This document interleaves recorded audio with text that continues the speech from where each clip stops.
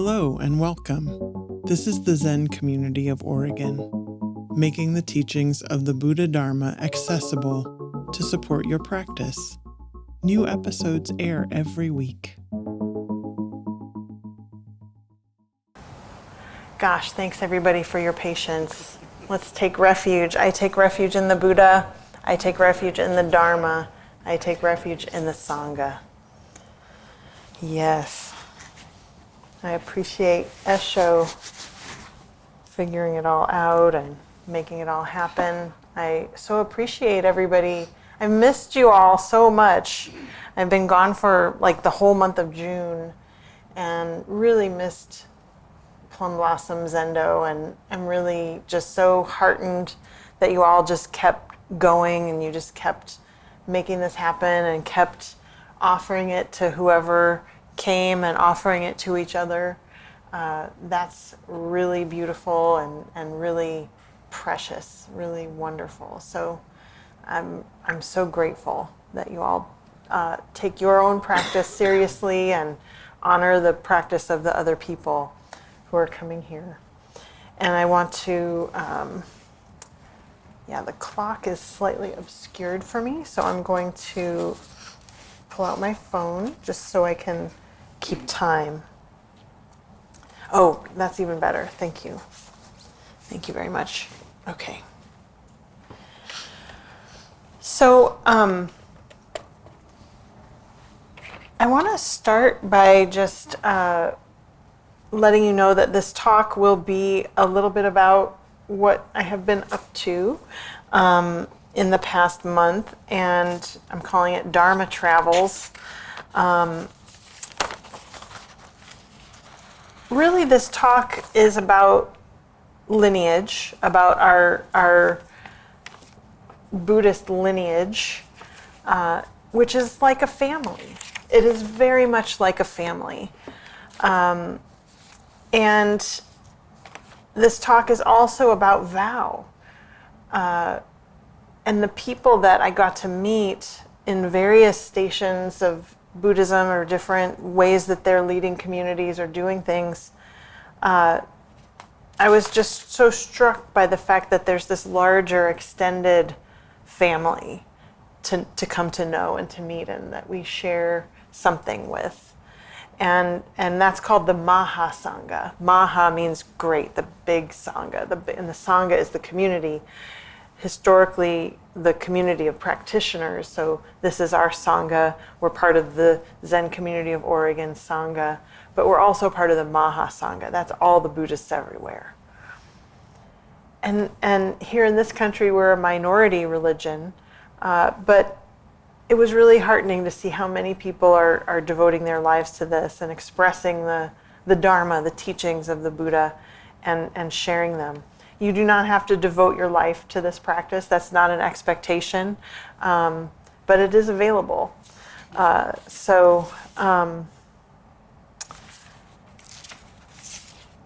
one way I want to start. The other way I want to start is with a little reading from Appreciate Your Life. It is by Taizan Maizumi Roshi. He is my Dharma grandfather, if we're going to do the family metaphor. And so he was Chosen Bei's teacher, and she's my teacher, she and Hogan Bei's. He was also Hogan's teacher for a while. He says, when you become a Buddhist, you receive the blood lineage chart. What is the most important implication of the blood lineage? The blood lineage is the lineage of the Buddha, the awakened one. Of course, the lineage has been handed down from he says the patriarchs, not my favorite word. We use the ancestors usually. This lineage has been handed down from the ancestors to us, and for this reason, the teacher is crucially important. At the same time, all of you are as equal in importance as the teacher. All of you are as equal in importance as the teacher. We should not forget this. So when he talks about blood lineage, when you become a Buddhist, and for us it's taking jukai, it's the people who are wearing the little bibs, part of what you do is you write basically the family tree, 88 generations from the Buddha all the way down to your teacher who's giving you Jukai and your own name, and it's a continuous circle. It's kind of a circuitous circle, but it's a circle that goes all the way back to the Buddha. So then you join that family. This blood lineage, or the life of the Buddha, stems from Shakyamuni Buddha. Shakyamuni Buddha is not only a historical figure who lived some 2,500 years ago, but also all the Buddhas of the past, present, and future. So people who have really become awakened. All became Shakyamuni Buddha upon his attainment of Buddhahood. This Shakyamuni Buddha is called the Eternal Shakyamuni Buddha. Dogen Zenji writes, now Dogen is our first ancestor from Japan and really the founder of our tradition, Dogen Zenji. He lived in the 1200s. Dogen Zenji writes that all the Buddhas become Shakyamuni Buddha, and that Shakyamuni Buddha becomes this very mind, is the Buddha. That's a phrase he's referring to. This very mind is the Buddha. So Dogen will go back and forth between talking about the absolute and the relative. So these very two different ways of seeing life, seeing the world, he kind of mixes them up. So it can be a little confusing. All Buddhas become this original Buddha, Shakyamuni, and then Shakyamuni Buddha becomes this very mind is the Buddha, which is not our brain, it's our mind. This refers to the famous case of the gateless gate. A monk asks Master Baso, "What is Buddha?" Master Baso replies, "This very mind is Buddha." That's what he's referring to. This very mind is Buddha. Even this mind that's like raking over what you did at work today, or the thing somebody said, or the stupid thing you said that you wish you had, even this very mind is Buddha. Understand this well. What is it? Who is it? Needless to say, all of you are that. This very mind is the Buddha. This very body is the Buddha. When you realize Buddhahood, you yourself are identified with Shakyamuni Buddha. Then your life literally is the same as that of the whole universe. This is the insight of awakening. I will tell a story about Maizumi Roshi and his teaching to one of the teachers I met in the Netherlands who got to study with Maizumi directly, and it relates to that reading. This very mind is the Buddha. So just a little overview. Here are some of the places that were visited. And are the Zoomers, is this working? I can't see you, but I'm going to just ask for a little check-in with Zoom. Everything is good and you can see? Okay. All right. So at the beginning of June, I visited Virginia, the state of Virginia, for the Generation X Dharma Teachers Conference. And then to Vermont for the American Zen Teachers Association meeting, the AZTA. And because the fourth thing, the White Plum Asanga, that's the lineage of Maizumi Roshi, because it was being held in the Netherlands, and because I was on the East Coast already, I just left from there, and there was about 12 days in between that my husband Bansho and I, who's a teacher here in the Zen community, we visited London, Paris, and Amsterdam, a few days in each place. So I'll touch on that. And this statue is a Buddha who is in the Rijksmuseum in the Netherlands, and then back behind him are these Dharma guardians that used to live in Japan. At many temples in Asia, you will see these Dharma guardians, and they're huge. They're like 8 feet tall, these guys. Very beautiful, very impressive, and they lived outside, and so I think that they'll have a much longer life in the Rijksmuseum in the Netherlands. I hope so. So I'm going to go through and give you an overview of some of these things. the Gen X Dharma teachers. It's a very interesting group. In order to qualify, you have to be born between the years of 1960 and 1981. So that's a pretty wide swath of humans.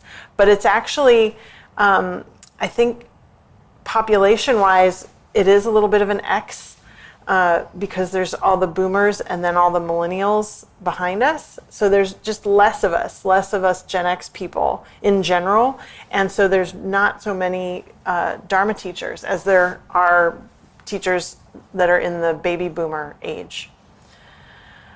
This group started around 2014 or so and is the next generation of leadership after the boomers who so when I'm speaking about, mostly what I'm speaking about, let's clarify, is convert Buddhism, westernized Buddhism. Buddhism has been in this country since the mid-1800s. The Chinese laborers brought Buddhism with them when they were building the railroad here. And there were Zen practitioners on the sugar plantations in Hawaii in the 1800s. But what we're talking about is sort of this more westernized culture, people who may have grown up Christian but then converted to Buddhism. And so there was there were a lot of Asian teachers who came over in the 50s, 60s, and then the Western Caucasian, mostly people who inherited those practices and started sanghas in that way. That's kind of what I'm talking about here. Most of the people in this generation are leading sanghas, and this thing occurs every couple of years. The neat thing about it is that it's multi-lineage, so it's not just Zen people, although it's a little bit weighted heavily towards Zen. There's a lot of Zen people. But this picture is of a couple of Theravadan monks. So they are wearing the robes. This is all they wear. And they follow the same rules, the same 260 some rules that the Buddha followed. So they don't touch money. You those of you who saw the Ajahn who was here, Ajahn Fa, follows those rules to whatever extent that he can. And so we had a few of those guys at this retreat. Theravadan is the one way to talk about the kind of original teachings, the kind of practice that Theravadins do. There's the monks, but also insight meditation is derived from the more scholarly approach, going directly to the Buddha's teachings. The Pali Canon is what that's called, and then teaching from that. So there are also people practicing in the Mahayana tradition, which means great vehicle. It is seen as kind of a more expansive way of practicing, a way of seeing Buddhism. That in Mahayana we have the bodhisattva ideal, and a bodhisattva is someone who could be enlightened, could just go into nirvana, but they choose to stay back and help all the other beings. And so that awakening is available to everyone. This is where the tradition of Zen or Chan in China or Korean Zen, this is where you'll find those practices, and there were representatives from those traditions here. Vajrayana is seen as the diamond vehicle. So there's some insider jokes about these vehicles or boats, that there's a sort of offensive term that Theravadan is referred to called Hinayana, which is the small boat. You don't want to call people Hinayana. It's not nice. Mahayana, great vehicle, and Vajrayana, diamond vehicle, although I have heard it called that Vajrayana is the rocket to enlightenment. Why bother with just a big boat when you can have a rocket? So there were some folks who practice in the Tibetan tradition there too. And then Ekayana, the one vehicle, we had representatives from a couple of different traditions, Triratna and Tendai teachers. Let's see, I'll get into that a little bit later, But just to give you the overview, lots of different kinds of Buddhism, lots of different people who have just really gone deeply into different kinds of Buddhism. So that's very interesting. Here's our group. This is the Gen X Dharma teachers. And it was at Seven Oaks, this nice retreat center in Virginia. Warm and humid, that's for sure. And you know, you walk out on this lawn and it's like, oh my God, is there a tick? Is there a tick on me? Have I got a tick? I have to check my socks. I have to check every day. It's a totally different thing on the East Coast with the ticks. And you know, that's coming for us, just to let you know. It was a cool building. This round building had a acoustic system that enabled each person, you could hear the person sitting across from you without any sort of microphone. The sound like goes up into the ceiling and then bounces down the walls somehow. I don't know how they did it, but it really worked. It was fantastic, this cool building built for people talking to each other. And that's me talking to one of the Tendai monks, or Tendai priests. He's not a monk, Tendai priest. So what is Tendai anyway? So this is my friend Shingaku, and I'll show you pictures of her place. We went to her place in Springfield, Massachusetts, and got to experience a couple of Tendai services. Tendai Buddhism is Mahayana Buddhist tradition, and it emphasizes the integration of lots of different Buddhist practices. And they study the Lotus Sutra primarily, and talks about how all beings can attain enlightenment. And so it seems like a very practical, in many ways it's very similar, but maybe there's some differences in that they do chanting, they do a little bit of meditation. She offered a Dharma talk. There's some very specific, the esoteric practices are also part of Tendai, in that she would do kind of whispering chants up at the altar and do different hand mudras and light incense and have these very specific procedures that she was doing. That's different really than what we do. But all of it is to facilitate awakening in whoever comes and whatever their practice, whatever draws them. So they're open to all these different practices. And I've been friends with Shingaku for a few years. I met her at Gen X, and we were on the planning committee when Gen X was at Great Vow. And so that's a nice way to get to know somebody, and she and I Zoom once a month.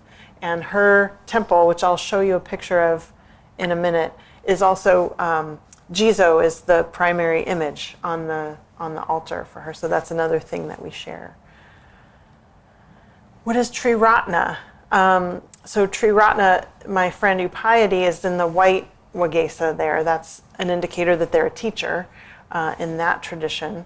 I think this guy may be a Zen guy, the way he's wearing black and stuff, but I thought it was such a cute picture of Upayati. So Triratna is a very much worldwide Buddhist community. It's international, founded in 1967, so pretty modern, and aims to make the teachings accessible and relevant, and fosters friendship and support among its members. That's one of its real strengths, is spiritual friendship. Now, like many Buddhist traditions, and we talk about this openly, there was a scandal with their founding teacher, and so that community has been really cleaning that up for quite a few years. My friend Upayati here says that the Gen X is the cleanup crew. Maybe that's true. It certainly has been for their community, and she's part of that, really bringing in the clarity of ethical behavior and healthy boundaries for Buddhist teachers. That is really important, and there's more to be said on that in a minute. Here's a meeting that we had with all the Zen people. So it's fun to do a selfie down a big long table. And so that's a bunch of Zen people. Some of them are local. You don't get to see I don't have an arrow to point out people, but the tall guy right there, that's Kakumyo. He is the abbot of Dharma Rain Zen Center here in Portland. And next to him is Rebecca Lee. She is a Chan teacher.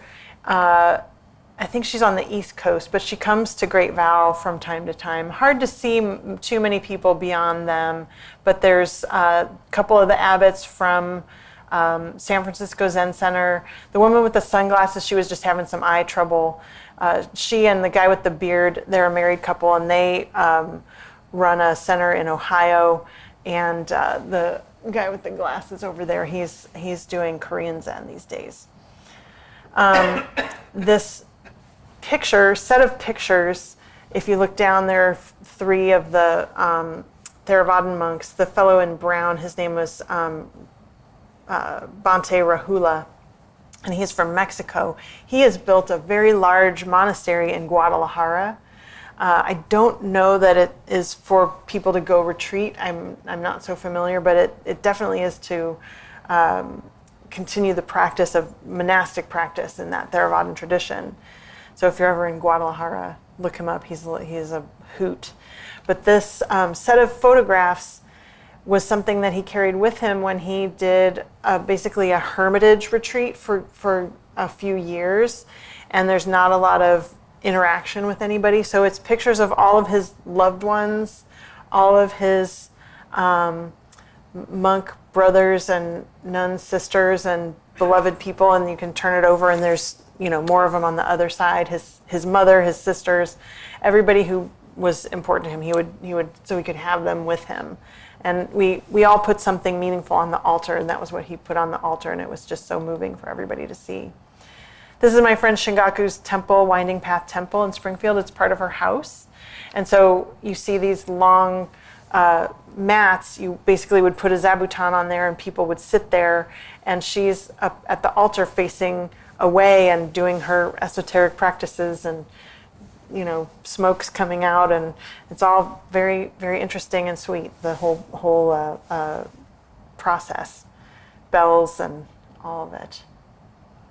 But it's very welcoming, and she gave a nice talk. It's a nice hybrid thing. You could check out her situation online, attend one of her things. She gave a talk on mindful eating, which was really nice.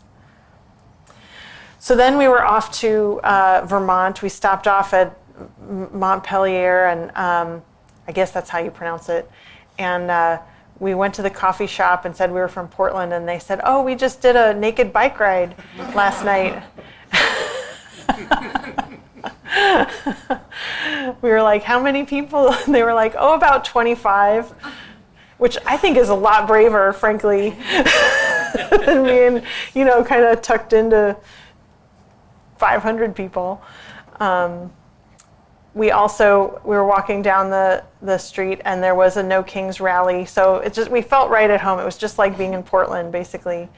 But it was the Flag Day celebration, and so we got lunch, and we said, well, let's go over to the Capitol. There's a park there. Let's sit and eat our lunch. Well, it turned out there was a celebration, a United States celebration, and they had an Elvis impersonator and a bouncy house and like a smattering of people. It was kind of surreal.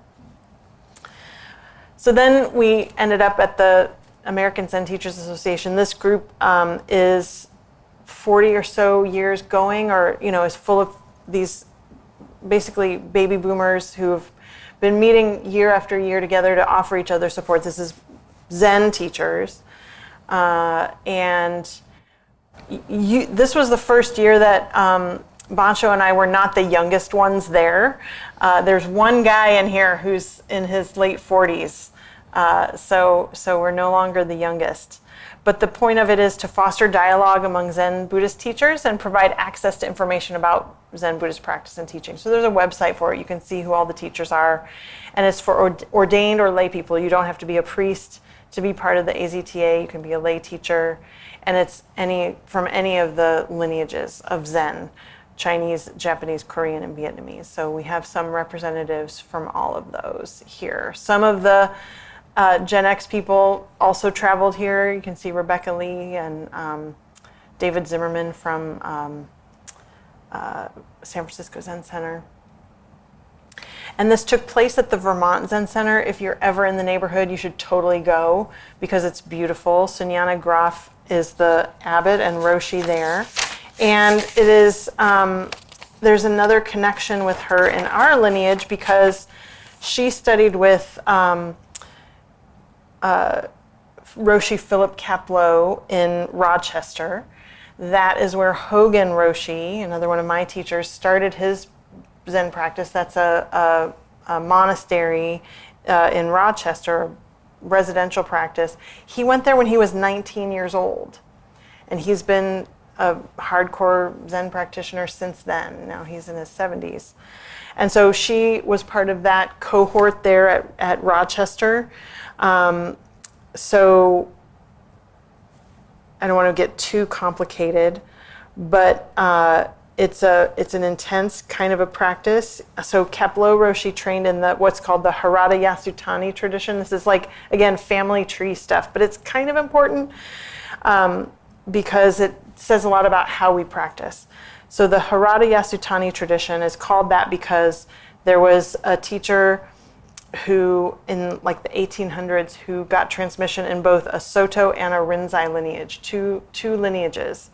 Usually those two lineages are very different, but here's this one guy that became an official teacher in each one. That's Harada Daiun Sogaku.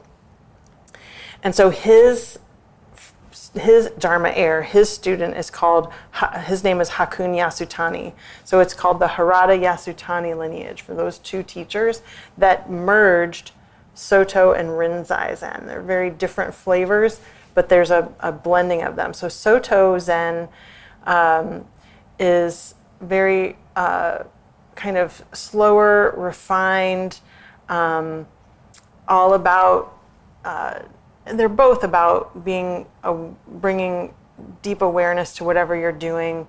They don't typically study koans. That might be the main difference. Whereas in Rinzai Buddhism, that's where the koan practice tradition has lived for quite some time. And it's also a much more like robust, so you could say gradual and sudden awakening is one sort of difference.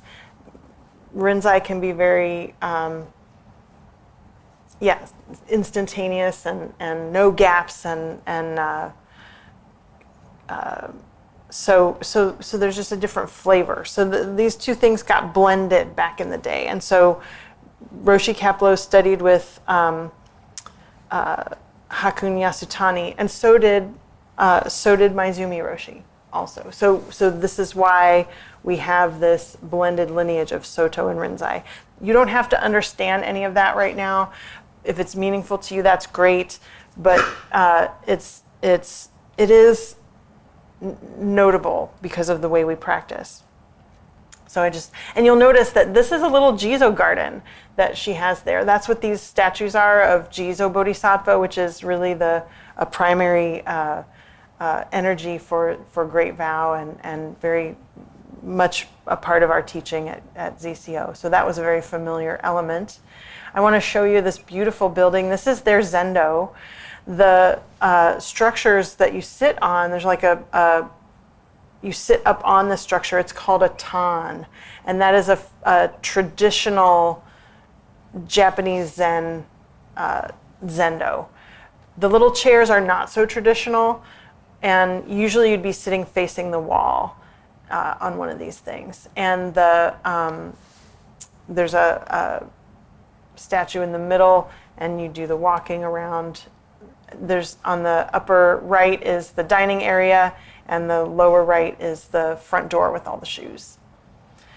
Here is a view of the chanting hall, which is different than the zendo. They've built onto this farmhouse basically over the course of years, and it's all just so beautiful. It's pretty seamless. Looks like it's always been there. This is where they go to chant and receive talks, and they have a wonderful hybrid system too. So here's the Buddha on the altar, and then just outside the zendo is this line of Kuan Yin statues, Kanzeon statues, the goddess of, or bodhisattva of compassion. And that's in a place called the Gaitan. And again, in a traditional Zendo, and we have one at Heart of Wisdom. It's like it's like a little room before you go in. And so if you're late, you're supposed to sit there. Or if you can't sit still, you're supposed to sit there. We don't have one here, and that's totally fine. And this is basically the front porch, which is called a sanmon. And I want you to notice that the columns are made of trees that still have bark on them, which is very beautiful. There was lots of gorgeous flower arranging, and the gardens were just incredible and beautiful, and it was peak peony season, and it was just gorgeous. This is a table that had all of the deceased previous members of AZTA who had ever been members. So it spanned from a long time ago, everyone. So this was the first year that they had this table to honor all the previous deceased AZTA members. And so I think this will be a tradition that will carry forward and be, only added to. So then my husband Bancho and I did travel in the heat dome. I want to say that like 1,000 people died in France during this thing, and it was, whatever little inconveniences we had were nothing compared to, there's not a lot of air conditioning there. It didn't cool down at night, and there was just very little relief for people when we were there. But we had a good time nonetheless. There we are at Big Ben. This is London. Just a couple things. Westminster Abbey. At the Victoria and Albert Annex, there's the David Bowie Center. All of his writings, all of his notes. I got to see behind the glass, there's his notes of the lyrics to the song Heroes. You can just see his handwriting, which is, pretty close to as cool as the Rosetta Stone, which is just right there. You can see that at the British Museum too. And lots of other things that they probably shouldn't have there. Then here's Paris. We just did a lot of the standard things, although it was so hot, we just went down to the Seine River and sat there and realized, well, that's what people do. They had brought picnics there. It was like date night for a lot of the Parisians on Friday night. You just go down there, and there was this one couple that literally had wine glasses with their picnic. Amazing. This is Notre Dame and the Musée d'Orsay that has a lot of the Impressionist artists. We got to see a lot of art. Here is Amsterdam, the canals, and I want to say that these little mini pancakes are called poffertjes or something. Anyway, they're great. And we went to the Van Gogh Museum and the Rijksmuseum, so you can see lots of really beautiful art. And what was interesting is here's this beautiful Van Gogh picture of wheat fields, and that is what surrounds Zen River, the place where we had the White Plum Asanga meeting, surrounded by wheat fields. So the White Plum is the organization of our lineage, and that's Maizumi Roshi. And it's all of his heirs. There were 12, and then they make heirs, and so it is this, ever-expanding family tree. So here were our hosts, 10K Coppins and his wife, Tammy Myoho. She goes by Tammy. She's been the cook there for 25 years. That's usually a rotating job, but for her to be the cook for that long is amazing. They have a very kind of like Great Vow. They have a musical component. They like to mix it up and add a little bit of music. He'll do a accordion with some of the chants. That's pretty cool. You'll see the front altar has a picture of Maizumi Roshi on it, and that hammer is to hit the wooden block called the Han. That's to call everybody to meditation. So here they too have a traditional zendo with a tan. And does anybody know who the figure is on the altar in the zendo here, in a traditional zendo? Does anybody have any guess about that, about who that figure is? It's kind of a trick question because you're like, is it Buddha? If it's not Buddha, I don't know too many other characters. It's Manjushri. How do you know that? Been to some temples. He usually carries a sword. Yeah, he's not carrying a sword in this particular depiction, but he is riding a lion. Yeah, one of the Zoomers know. Go ahead and say it again. No, I just see some. I said it's what he's sitting on. It's like Samantabhadra is just an elephant. Correct. Samantabhadra sits on an elephant, and Manjushri sits on a lion. Yeah, so that's the hint. And why isn't there a Buddha in the Zendo? It's because all the Buddhas are already sitting in the Zendo. Yeah.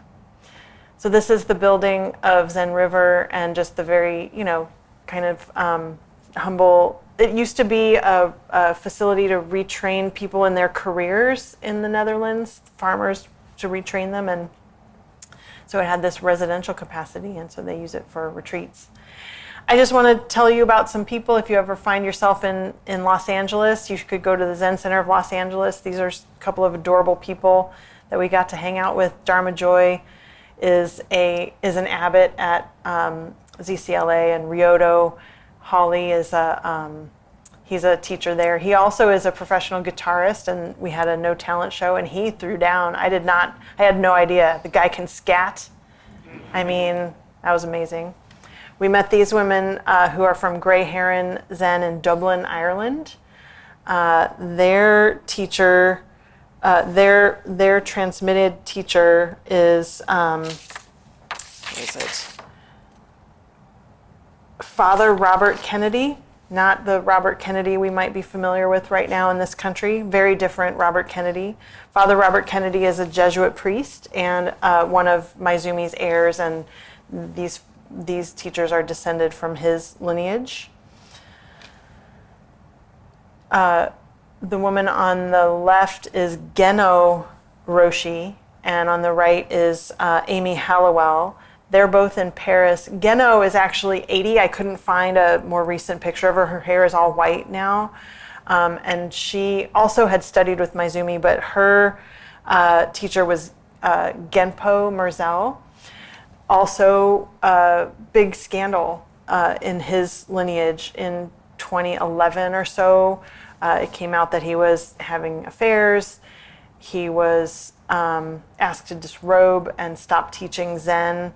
He said he would, and then he started doing it again without doing any of the things he agreed to do, counseling or any of those things. So his lineage is a little bit fraught, but he was the one who went to France and to the Netherlands and taught a lot of people and transmitted some people. So it was like meeting a long lost part of the family, seeing all these European members of the lineage, including Tenkei Roshi.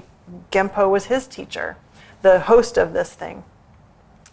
So a lot of them do really acknowledge that aspect and have learned from it and learned how important it is, again, for Dharma teachers to have good boundaries and to take care of those relationships. Amy Hollowell is a teacher of our Buddhist Healthy Boundaries class, and so that's important to know. And then this wonderful interaction, something that Geno talked about, one of her interactions with Maizumi Roshi. She was talking about how he, coming from Japan, told all his students, like, you're going to have to do it differently. I can't, take this, I can only take this so far here. I'm Japanese, and this is, you're American, and you're going to have to do it differently. And so his heirs were like, well, how are we going to know what to change and what not to change? And what apparently he said was, don't lose the point. Don't lose the point. And so that was kind of our basis of discussion. What does that mean? And so we would get in these small groups and say, okay, well, what is the point? Ask ourselves this for the whole weekend, basically. But one of the things that Geno shared about her experience with Maizumi that I wanted to really offer to you all, and so many of the people who studied with him directly, and there's fewer of them all the time, they all talked about how much confidence he had in each person, how just total confidence he had in every person's ability to awaken, to see the truth, to realize the truth. And so Geno is this very powerful Dharma teacher. She has a very powerful presence. She's also just like the impossibly elegant French woman. Like, you know, she can wear a scarf like effortlessly and just has a coolness also, but real presence. And so she shared about this interaction she had with Maizumi, and he told her, your life is the life of the Buddha. Your life is the life of the Dharma. Your life is the life of the Sangha. And she said, Roshi, I don't understand. And he said, you will. I thought that was so beautiful. The other thing he would say to people is, little by little, and they would get frustrated. Little by little, just understand. Another Gen X teacher is Sensei Joa Setbon. He's French. He's just starting a new practice place in Arles, France. And I want to bring him up because, what is he? He's a fourth generation from Maizumi. So Maizumi, Genpo, Geno, Amy Hollowell, and then this guy. So it's really flowing on, isn't it? But if you're ever in France, you look him up. He's part of the fam. He's a very sweet guy. I ended up being in a lot of small groups with him. Very, very genuine. Oh, speaking of genuine, this person too is another teacher of the Buddhist Healthy Boundaries class. His teacher, again, Amy Hollowell, and Genpo. To some degree, he practiced with Genpo and is part of the Buddhist Healthy Boundaries faculty. He's a therapist. And if you're in The Hague, go sit with him. All right, that's really it. Here we are with a bunch of plum blossoms. And, you know, I just, so travel is interesting, probably mostly to the person who did it, but I knew that folks would have questions, and I just wanted to give you a taste, a little flavor of what has been going on for the past month. And what I bring back here, what I hope to be bringing back here, is this sense of much larger practice than just right here. We are connected. We are not just connected in sort of a theoretical sense. Like it is a real sense, a true connection with these actual people, and people who are walking down the same path that you may be, forming a relationship with a teacher, and really just seeing what this is about. And if it works, to keep going and to maintain a Sangha, or to really endeavor to have a opportunity together to really look deeply and to see what's really true beyond who we think we are, and beyond all of our stories that we keep telling ourselves and driving ourselves nuts with. What if we could put those down? What would we then see? What would we then know?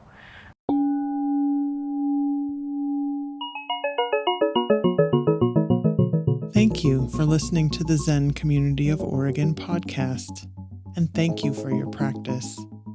New episodes air every week. Please consider making a donation at zendust.org. Your support supports us.